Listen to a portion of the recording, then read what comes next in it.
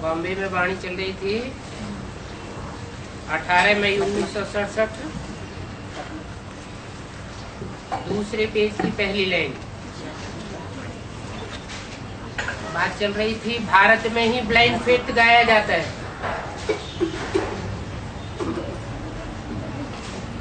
दूसरे देशों में अंधश्रद्धा नहीं गाई जाती। शास्त्रों में है ना, अंधों की औलाद अंधे, अब तुम तो भगवान की औलाद, ओझरे की औलाद बने हो। वो है रावण की औलाद, परंतु अपन को कोई समझते थोड़े ही है। वो बिल्कुल ही बेसमझ है। जो ना अपन को समझते हैं हम किनकी औलाद हैं। जैसे छोटे बच्चे होते हैं, गुड़िया बना करके फिर तोड़ देते हैं, ऐसे वो भी गुड़ियों की पूजा में लगे हुए हैं।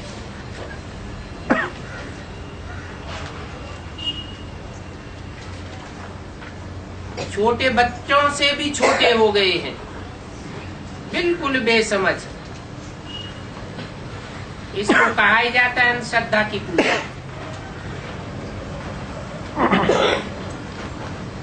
आज अंधश्रद्धा से पूजा कर रहे हैं, कल उनको ही डुबोई देंगे। और कितना खर्चा करते हैं उनके मंदिर आदि बनाने पर। उसकी बात है,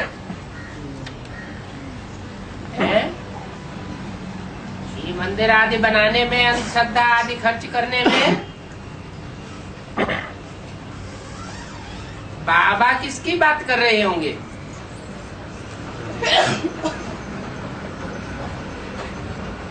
ब्राह्मणों की दुनिया में ही ऐसे अंधश्रद्धालु हैं जो अंधश्रद्धा पूर्वक गुड़ियों की पूजा करते रहते हैं, बिना समझे उनके मंदिर आदि बनाते रहते हैं। कौन से मंदिर? सेंटर आदि बनाते रहते हैं। बाप कहते हैं कि मैं तुमको कितना साहूकार बना करके जाता हूं, तुम फिर गुड़ियों की पूजा में लग जाते हो।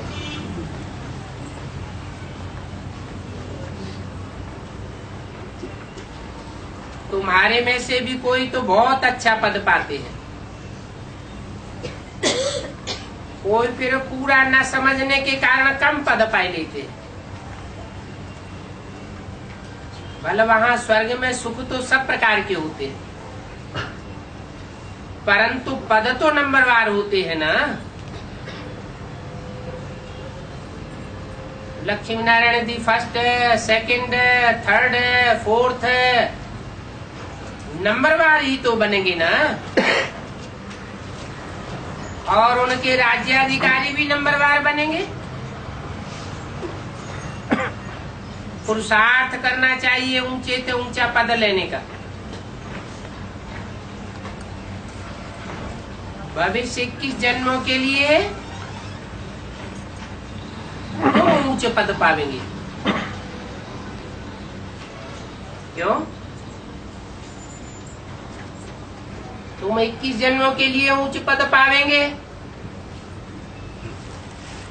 वो कम पद पावेंगे क्या? तुम किसके लिए बोला? जो सन्मुख बाप से बैठ करके सुनते हैं, अंधश्रद्धा का उच्छेदन कर देते हैं, वो 21 जन्मों का पद पावेंगे और इसी जन्म में पावेंगे। और जो पूरी पढ़ाई नहीं पढ़ते फिर नंबरवार कम पद पाते जाएंगे,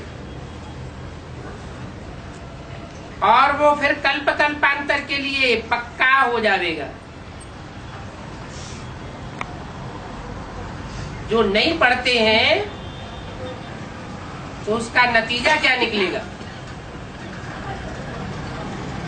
वो भी बात यहाँ बताते हैं। ये ईश्वरीय लॉटरी है, कलप कलप के लिए पढ़ाई की रेस है। जैसे घुड़दौड़ होती है ना, ये तुम्हारी भी आत्मा रूपी अश्व की दौड़ है, पुरुषार्थ की दौड़ है। तुम बच्चों को अश्व कहा जाता है, नाम भी है राजस्व, अश्वमेध, रुद्र ज्ञान यज्ञ। रुद्र ने ही ये यज्ञ रचा था, अभी भी रच रहे हैं। अश्वों की दौड़ हो रही है। तुम जानते हो कि इस रथ में तो परमात्मा विराजमान है, परंतु रेस तो आत्मा करती है ना। परम पिता परमात्मा आकर के पढ़ाते हैं, तो पढ़ाते भी हैं और पुरुषार्थ की रेस भी कराते हैं। ये तुम्हारी रेस एक ही बार होती है।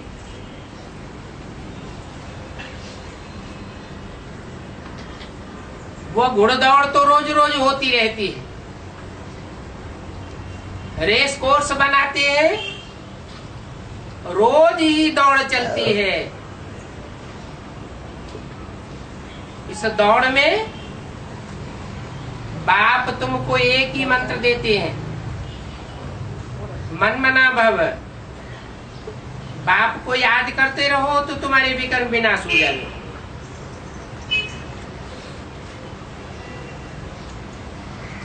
बाप को याद करने से विकर्म विनाशी क्यों होते हैं?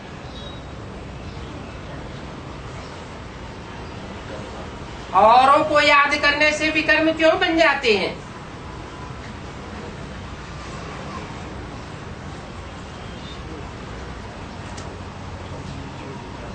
क्या कारण है? बाप कोई कर्म का भोग नहीं भोगता, इसलिए अभोक्ता कहा जाता है। कर्म और अकर्म की गति को बताने वाला है। जो खुद ही बताने वाला है वो भी कर्म कैसे करेगा? वो तो सदैव स्वयं स्थिति में स्थित होने वाला है। जो स्वयं स्थिति में स्थित हो जाते हैं उनके विकर्म नहीं बनते। स्वर्ग में देवताएं भी स्वयं स्थिति में स्थित होंगे, उसका नाम ही है स्वर्ग। स्वयं स्थिति में जाने वालों के संगठन को ही स्वर्ग कहा जाता है। और बाप तो है ही सदाशिव, सदैव स्वयं स्थिति में स्थित रहने वाला। हम औरों के संग में आते हैं तो संग का रंग लग जाता है,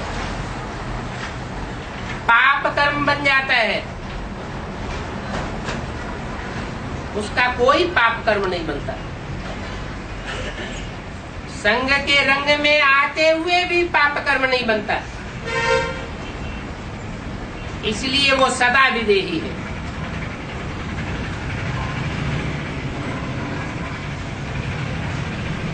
तो उसको याद करने से हमारे विकर्म विनाश होंगे। विकर्म जितने जास्ती विनाश होंगे, जितनी फर्स्ट क्लास याद करेंगे, उतनी फर्स्ट क्लास तुमको लॉटरी मिलेगी। 21 जन्मों के लिए तुम एवर हेल्दी एवर वेल्दी बन जाएंगे।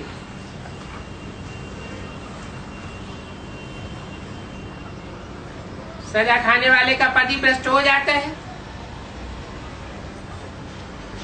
ऐसी पढ़ाई पढ़ते हुए भी फिर ऐसे ऐसे हैं जो पढ़ाई को ही छोड़ देते हैं।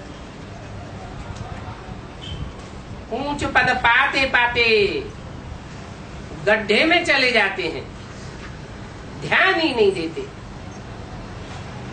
कई तो समझते हैं कि वो ही बातें तो रोज समझाते हैं, कोई नई बात तो बताते नहीं। 5-7 रोज अगर मुरली नहीं भी पढ़ी तो इसमें हर्जाई क्या है। परंतु बाबा कहते हैं कब कब मुरली में पॉइंट से ऐसे ऐसे निकलते हैं जो एकदम कोई भी खड़े हो सकते हैं। इसलिए बाबा ताकीद करते हैं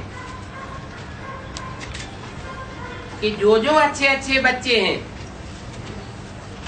उनको तो मुरली रेगुलर पढ़नी चाहिए। स्कूल में अगर कब कब जावेंगे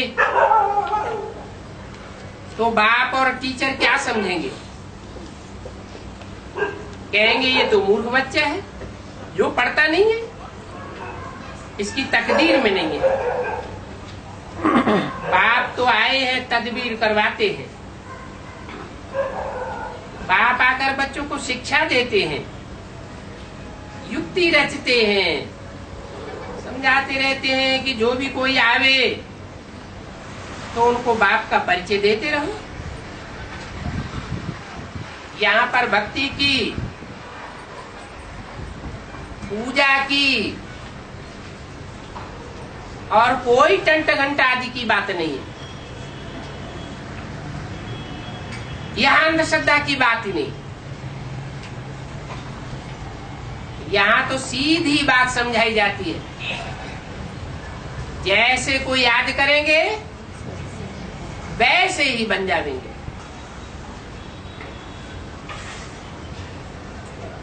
हम लोग कभी शिवाय कृष्ण शिवाय नमः अथवा कृष्ण नमः नहीं कहेंगे,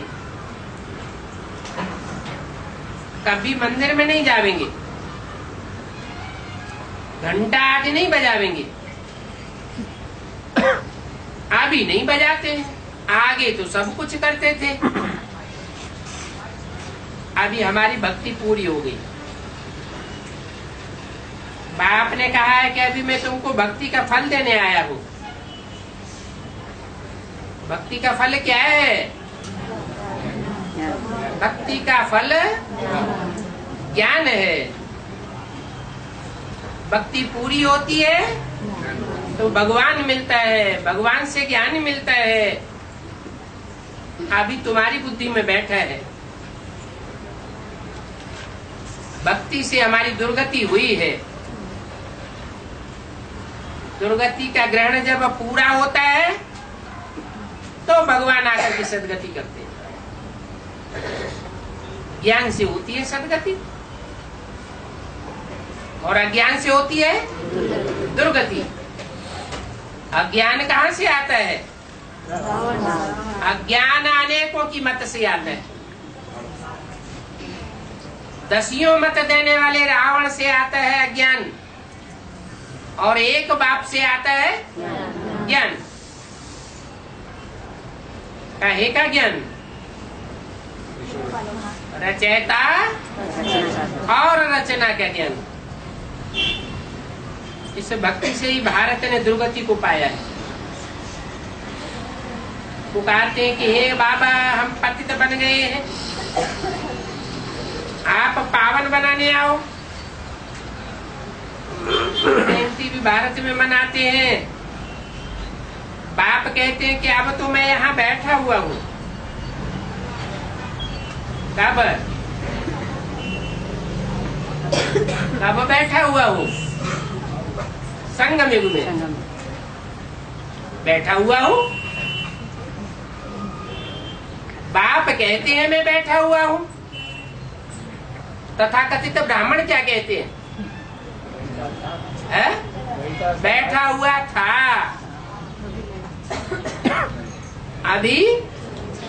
अभी हम बैठे हैं। जब बैठा हुआ था तब हमने सन्मुख पढ़ाई पढ़ी, हमने सन्मुख प्राप्ति की। अब तुम लोग हमारे सामने बैठे हो तो हमसे तुम प्राप्ति कर सकते हो।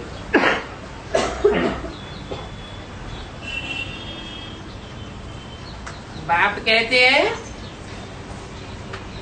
मैं तो जब इस सृष्टि पर आता हूं तो धर्म पिताओं की तरह नहीं आता हूं। आया राम गया राम। अपने धर्म की धारणाएं सिखाई, सुनाई और चले गए। कल्याण कोई का होता नहीं, दुनिया और ही नीचे गिरती जाती है, खुद भी नीचे गिरते जाते हैं और ही बुद्धि जामड़ी होती जाती है। मैं जब आता हूं तो ज्ञान से सदगति करके जाता हूं। इससे साबित होता है कि मैं जो सुनाता हूं वो ज्ञान है और बाकी सब अज्ञान है। अज्ञान माना अंधश्रद्धा, ज्ञान माने श्रद्धा विश्वास, निश्चय बुद्धि होकर के तुम पढ़ते हो क्योंकि तुम्हारी बुद्धि में ज्ञान बैठा है। मैं यहाँ बैठा हूँ, बाहर कहने नहीं जा सकता हूँ, तुम बच्चों के सामने ही आकर के बोलता हूँ। ये मधुबन कुटिया छोड़ करके बाहर जाने का हुक्म भी बंद हो जाएगा।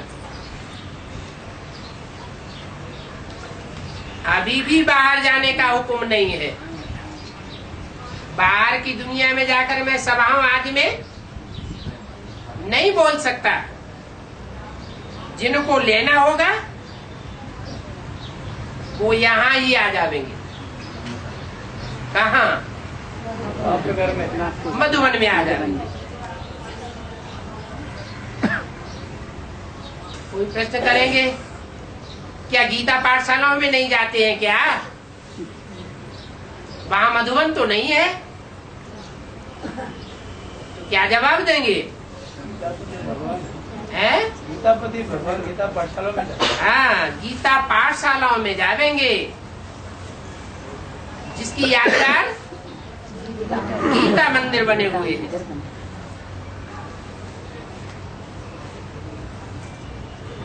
बच्चे भी जानते हैं कि हम खुद पढ़ करके, पढ़ा करके फिर हेड ऑफिस में ले जाते हैं।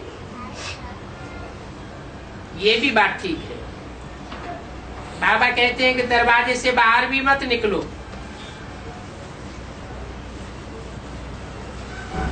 कौन नहीं निकले? कौन बाबा कहते हैं? हैं?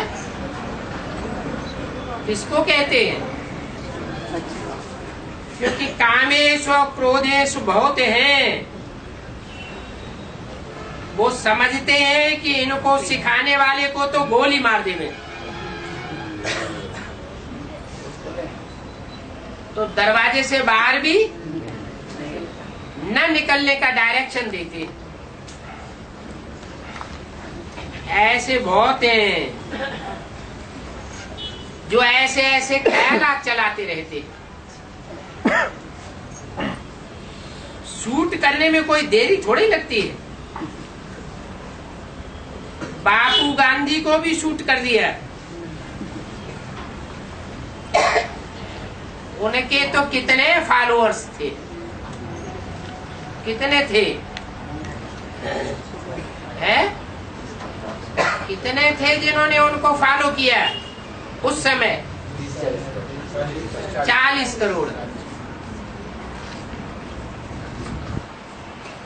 शिव बाबा कहते हैं मैं तो विश्व का बापू हूं, वो तो भारत का बापू था,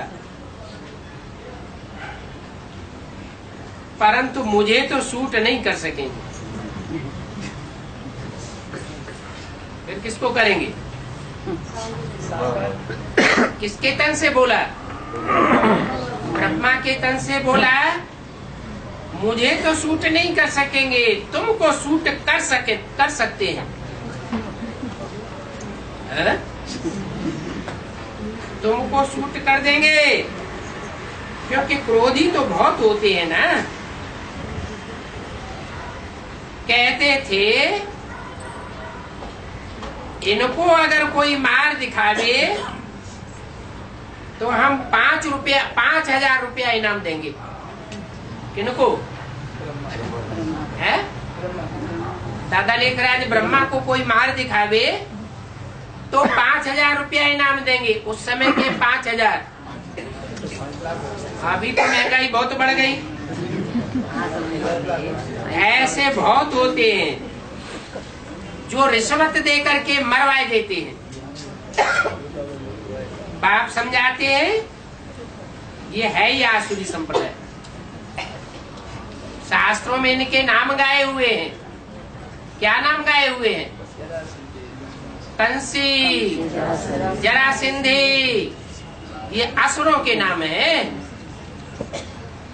किसको मरवाने के लिए पीछे पड़े थे? कृष्ण को मरवाने के लिए पीछे पड़े हुए थे। बाप का बन करके भी, बाप के घर में जन्म लेकर के भी फिर ऐसे असुर बन जाते हैं।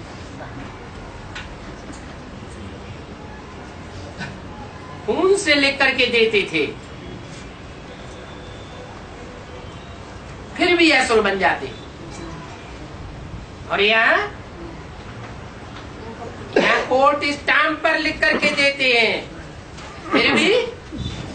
फिर भी भगवान बन करके बैठ जाते हैं। 5-7 रोज में देखो कितना ज्ञान की टाई टाई करेंगे, औरों को भी सुनावेंगे। थोड़े रोज बाद देखो तो फां हो जाते हैं। इस समय तो तमो प्रधान माया है। बाप भगवान हमको पढ़ाते हैं तो फिर हमको कितनी खुशी होनी चाहिए। भगवान वाची भी है ना, सिर्फ गीता में नाम बदली कर दिया है। क्या? ज्ञान सुनाने वाला मुख जो है वो कौन सा है? कौन उवाच करता है? शिव भगवान उवाच की जगह कृष्ण का नाम डाल दिया है, नाम बदली कर दिया है। नहीं तो नाम किसका होना चाहिए? शिव भगवान उवाच। शिव तो बिंदी का नाम है, फिर कैसे उवाच करेंगे? है? साकार में प्रवेश करते हैं। ब्रह्मा के तन में साकार में प्रवेश नहीं करते थे, माँ के रूप में प्रवेश करते थे। फिर कृष्ण का नाम क्यों डाल दिया? है? माता का नाम डाल देते। कृष्ण भगवान वाच क्यों लिख दिया? पिता श्री ब्रह्मा क्यों लिख दिया? नाम बदली कर दिया है। बाप कहते हैं इन बदली करने वाले साधुओं का भी मैं उद्धार करने आया हूं। इन्होंने शिव भगवान वाच के बदले कृष्ण भगवान वाच लिख दिया है, उनका भी मुझे उद्धार करना है। साधु लोग ये अक्षर पढ़ते भी हैं,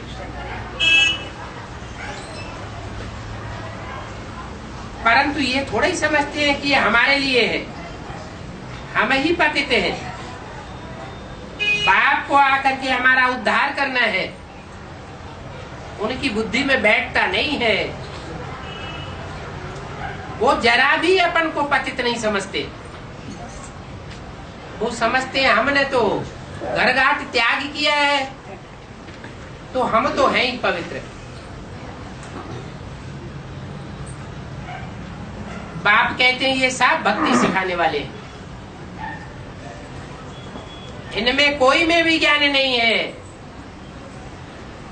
18:5:67 की वाणी का तीसरा पेज। उनके द्वारा कोई भी मुक्तिधाम में नहीं जा सकता। सबका बंधन और ही बढ़ता जाता है। ये जीवन बंध धाम है, इससे कोई निकल नहीं सकता, मेरे से कोई मिल नहीं सकता। मनुष्य तो सिर्फ ऐसे ही कह देते हैं कि फलाना गुरु पार निर्वाण गया, महात्मा बुद्ध पार निर्वाण गया, शंकराचार्य पार निर्वाण गया, लेकिन पार निर्वाण कोई जाता नहीं है। अगर एक भी गुरु पार निर्वाण जाए तो अपने पीछे फॉलो करने वाले चेलों को भी तो ले जाएगा। गुरु मर जाते हैं, चेलों का सत्यानाश होता है, चेले फिर दूसरे गुरु कर लेते हैं। कहते हैं लीन हो गया, आत्मा परमात्मा में लीन हो गई। कृष्ण के भक्तों से कृष्ण के लिए पूछते हैं तो वो कह देते हैं वो तो सर्वव्यापी है, जिधर देखता हूं कृष्ण ही कृष्ण है। राधा के भक्त फिर कहेंगे जिधर देखो राधा ही राधा है। तो सर्वव्यापी बनाए देते हैं। एक तरफ कहते हैं कि सब ईश्वर के रूप हैं,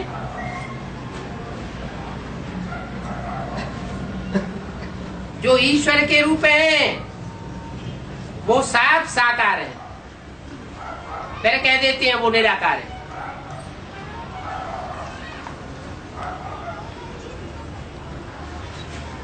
फिर दूसरी तरफ कृष्ण साकार के लिए कह देते कि वो ही भगवान है। तो देखो जिनसे जो मत मिलती है उन्हीं को फॉलो कर लेते हैं।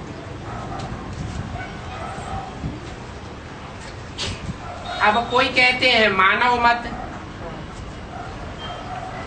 बाप कहते हैं ये मानव मत भी आसुरी मत है। और ये मानव मत क्या बनाती है?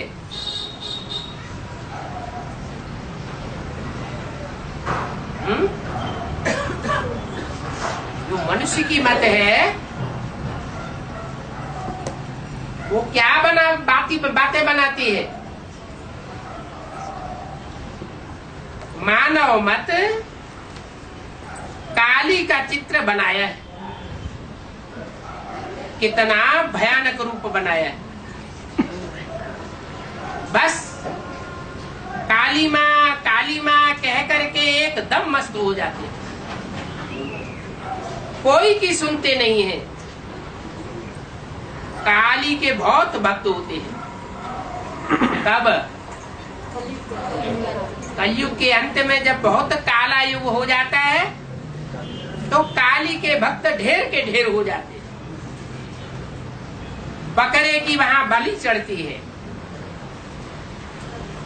इसकी बकरे की बलि कहाँ की यादगार है? कैसे? जो यहाँ कहते हैं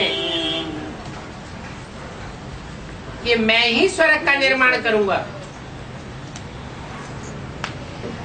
मैं ही नई दुनिया बनाऊंगा, मेरे अलावा और कोई विश्व का कल्याण कर नहीं सकता, ऐसों की काली फिर बलि लेती है। भारत को आदमखोर भी कहा जाता है। महात्मा बुद्ध का जन्म लेने से पहले भारत में आदमियों की बलि चढ़ाई जाती थी।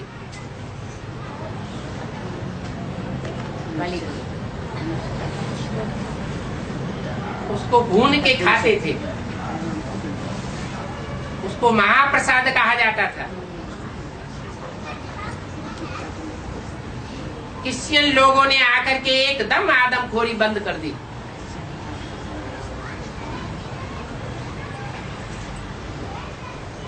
बाबा उसका नाम क्यों पड़ा आदम को? आदमी को खा जाते थे। ये कहाँ की यात्रा है? यहाँ संगम युग में भी कोई स्थूल रूप में भून के खा जाने की बात नहीं है। पुरुषों को भी सरेंडर करा लेते हैं। हालांकि पुरुषों को सरेंडर होने की दरकार नहीं है। सरेंडर करके उनका तन, उनका मन, उनका धन, उनके संबंध और संपर्क सब स्वाहा कर लेते हैं। स्वाहा करना माने भून के खा जाना, अपने पेट में डाल लेते हैं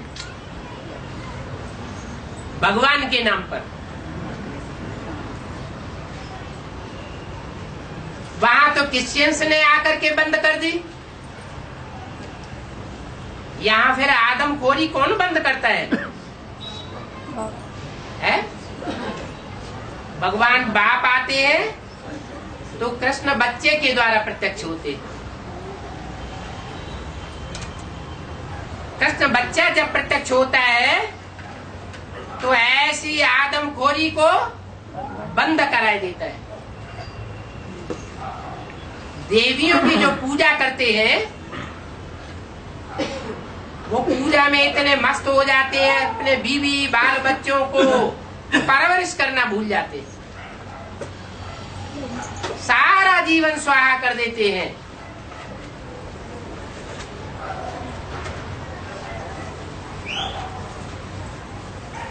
जब आदमखोरी बंद की गई तो मनुष्यों की बलि चढ़ाना बंद हो गया। नहीं तो बहुत ही मनुष्यों की बलि चढ़ाते थे। तो बाप समझाते हैं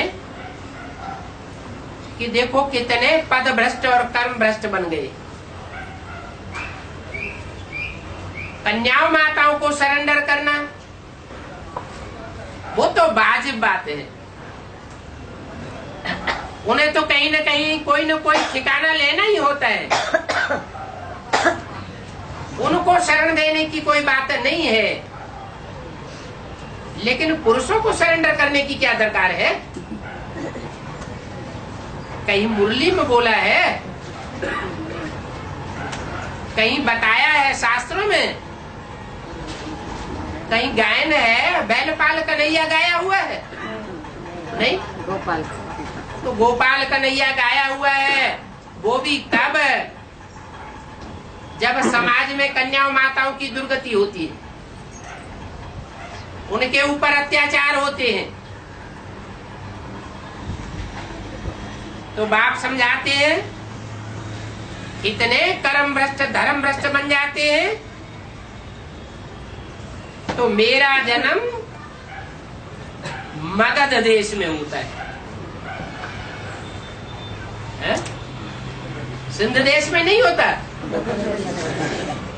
बंगाल में नहीं होता, कहाँ होता है? मगध देश में होता है। कब होता है जन्म?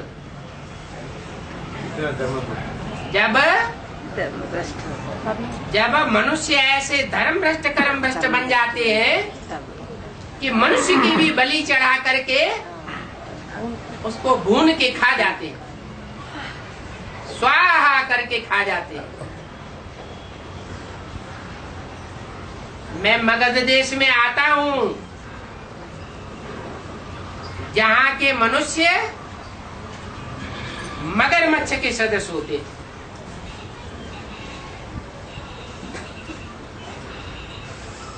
मगरमच्छ क्या करता है? मगरमच्छ नाम है बड़े माछला का। जो जल जीव जंतु होते हैं उनमें बड़े जंतु का नाम है मगरमच्छ।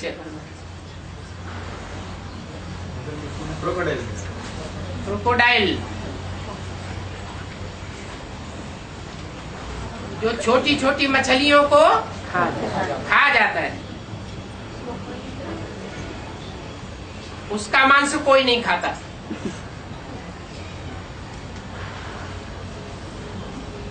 गऊ का भी मांस खाते हैं।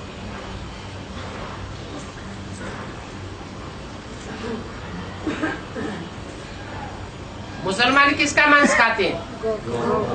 गऊ का मांस खाते हैं। कहाँ की यादगार? कैसे है?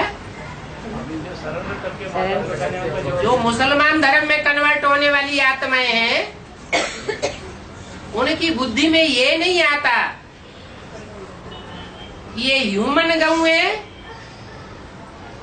ईश्वर के कार्य के लिए समर्पित हुई है। इनका कितना मान रखना चाहिए। वो उनके जीवन को भी बर्बाद कर देते हैं। गौ की हत्या कर देते हैं। ईश्वरीय ज्ञान से विमुख हो जाती है। बहुत बड़े बड़े आदमी भी गऊ का मांस खाते हैं। समाज में कहे जाते हैं बड़े बड़े आदमी, लेकिन क्या करते हैं? गऊ का मांस खाते हैं। जैसे कि वहां की रस्म ही ऐसी होती है।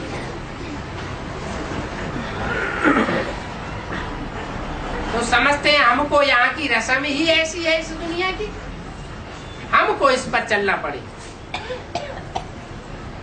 कोई ईरान का बादशाह आवेगा तो उनकी भी खातिरी करेंगे। तुमको इन बातों का मालूम है? पूछते हैं, तुमको इन बातों का कुछ पता है? तुमको पता भी नहीं चलता।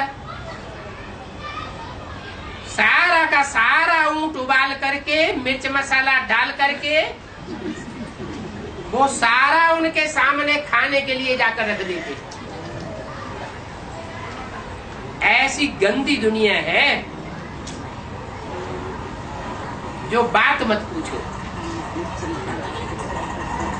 अखबार में पढ़ा था कि कोई को भूख लगी तो एक कुत्ते को ही खाने लगा।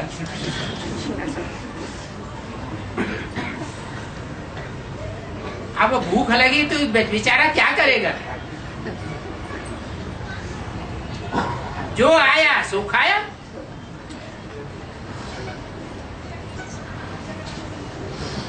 अकाल पड़ेगा, खाना नहीं मिलेगा तो एक दो को काट करके भी खा जाएंगे। ऐसा भी टाइम आएगा।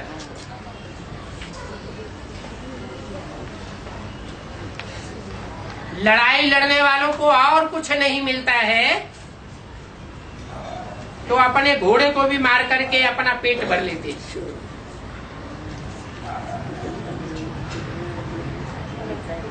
अभी तुम तो अपने स्वर्ग को याद करो।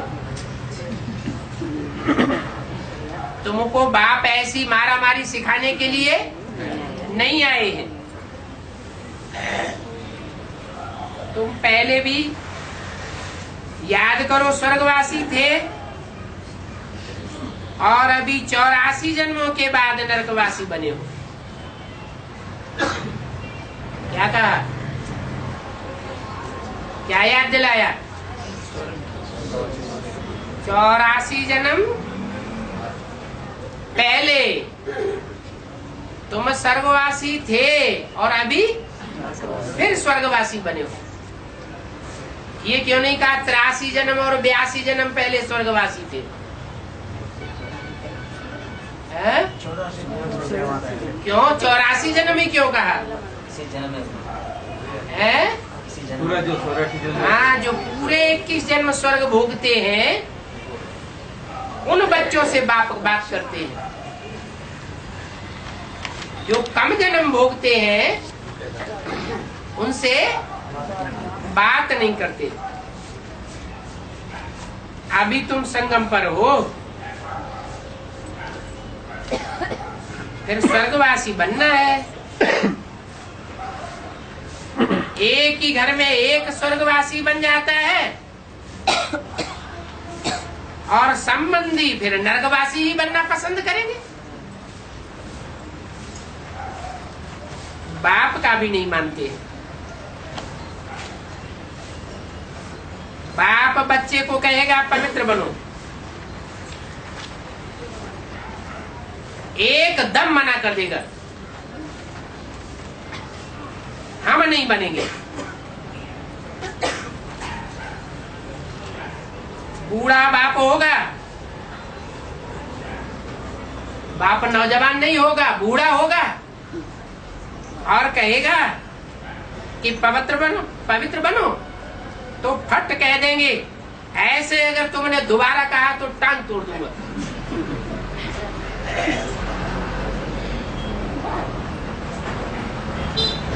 ऐसे भी कह देते हैं। यहाँ ज्ञान लेते लेते फिर गुम हो जाते, पढ़ते ही नहीं है। 7 रोज में 1-2 बार आते। बाप फिर कहेंगे तुम तो कपूत हो, नहीं पढ़ेंगे तो जरूर निंदा करावेंगे। चलन शैतानी होगी,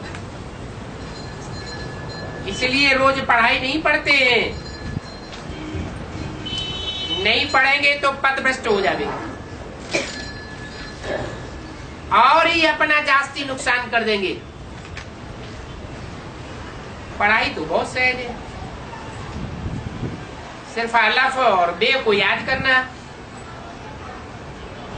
बस यही गांठ बांध लो।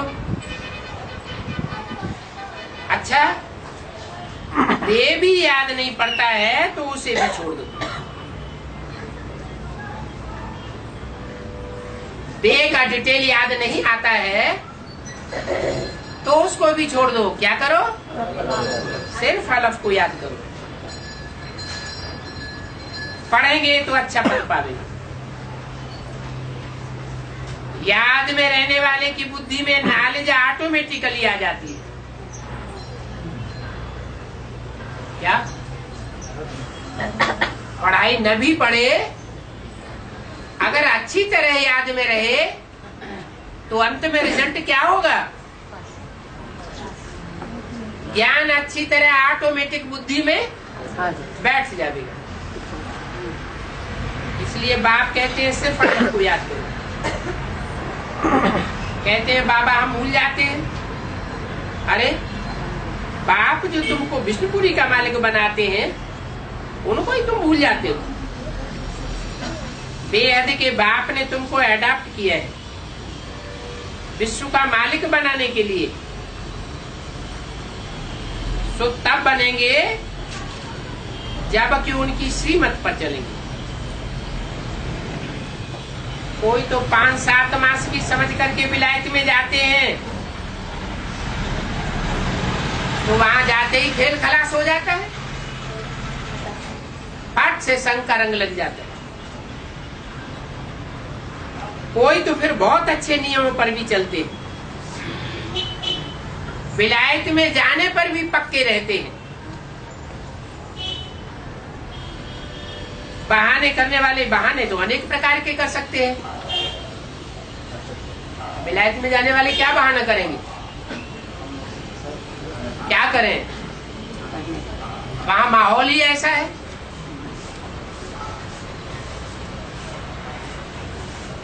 बाप कहते हैं इसमें बहाना बनाने की बात नहीं है। नियमों पर चलने में कोई पाप नहीं बनेगा। कोई पूछते हैं बाबा रिश्वत के बिना तो काम नहीं चलता है। हम पुलिस में काम करते हैं, सारे ही पुलिस वाले रिश्वत लेते हैं।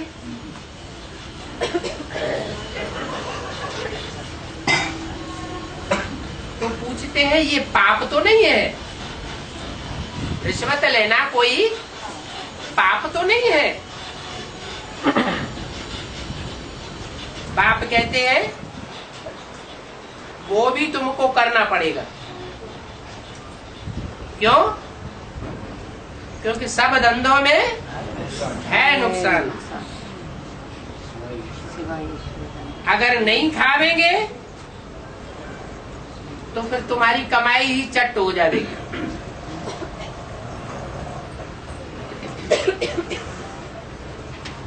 अगर तुम रिश्वत नहीं खावेंगे तो तुमको कोई ऊंच पद नहीं देवेंगे, तुम्हारी तरक्की बंद करवा देंगे, नौकरी से ही निकाल लेंगे।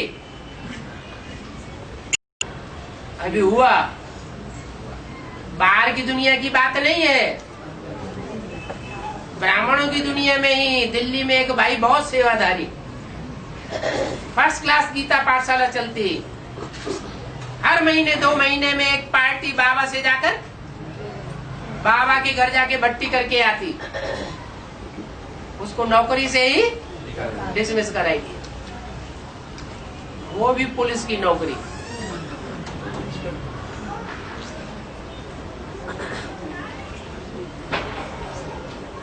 बोला नहीं खावेंगे तो तुम्हारी कमाई चट करवा देंगे, नौकरी से ही निकाल देंगे। इस दुनिया में रिश्वत खाने वाले तो बहुत होते हैं ना। तो बाप युक्तियां तो सारी बच्चों को समझाते, सिखाते रहते। बाप रमजबाज तो है ना, तुमको पढ़ा रहे हैं। बाप आए ही है सबको वापस ले जाने के लिए।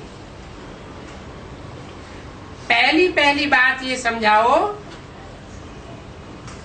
कि ये ज्ञान है। क्या? ये जानकारी है, सच्चाई की जानकारी है, झूठ नहीं सिखाती है। सिखाने वाला भी ट्रुथ गॉडफादर कहा जाता है, सच्चा बाप है,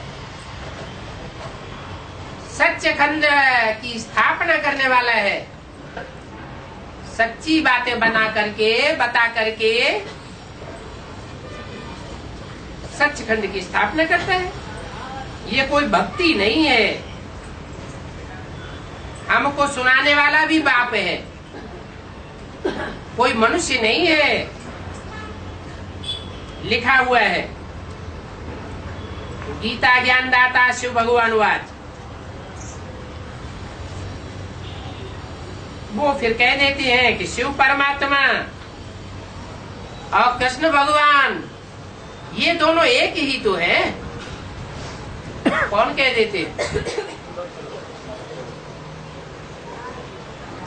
जो शिव परमात्मा है पर्सनालिटी, वो ही पर्सनालिटी कृष्ण की पर्सनालिटी है। संगम युग में दोनों एक ही पर्सनालिटी है, और कोई भी दूसरा गीता का भगवान साकार में नहीं है। और तुम क्या कहते हो? तुम कहते हो कृष्ण गीता का भगवान नहीं हो सकता। कृष्ण कहो ब्रह्मा कहो बात एक ही हो जाती है। वो गीता का साकार भगवान नहीं हो सकता। भगवान तो आता है तो नरक को स्वर्ग बना के जाता है, सब पतितों को पावन बनाने के लिए आता है।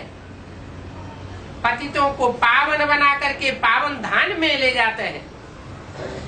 बीच में वापस नहीं जाता, बोला हुआ भी है, तुम संग खाऊं, तुम संग खेलूं, तुम संग श्वासों श्वास साथ निभाऊं, और जब जावेंगे तो साथ लेकर के जावेंगे। बाप कहते हैं कृष्ण का पोजीशन और बाप का पोजीशन एक ही कैसे हो सकता है? सबका पोजीशन एक जैसा थोड़ा ही हो सकता है। तो ये सारा ज्ञान तुम बच्चों के पास है, उनके पास ये ज्ञान नहीं है। कौन सा ज्ञान? कि गीता का भगवान साकार में कौन है, उनकी बुद्धि में बैठता ही नहीं, और तुम्हारी बुद्धि में बैठता है। अच्छा,